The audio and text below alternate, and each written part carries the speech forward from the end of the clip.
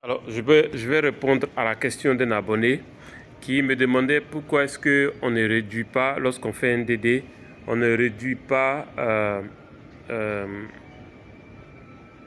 le diamètre de, si vous voulez, de la tige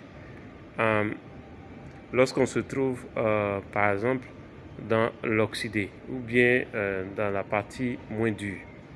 Alors, il répond à la question, hein, c'est simplement parce que si on réduit dans la partie qui est moins dure, donc là, je vous montre, je suis à l'aéroport du Caire, donc en Égypte, donc je viens d'arriver en Égypte. D'accord, je vais passer quelques semaines, je suis en mission pour disons quelques semaines, donc un mois au moins. Donc, je vais simplement, on ne réduit pas dans la partie moins dure, simplement parce que si on réduit, on va se retrouver avec un échantillon complètement pulvérisé. C'est juste ça, c'est pas la raison. Par exemple, on peut, dans certaines entreprises, on peut ne même pas faire dans la partie oxydée du DD, c'est-à-dire on peut faire du RC jusqu'à ce qu'on touche la partie dure et continuer en DD. Mais certaines entreprises peuvent forer tout le trou en DD.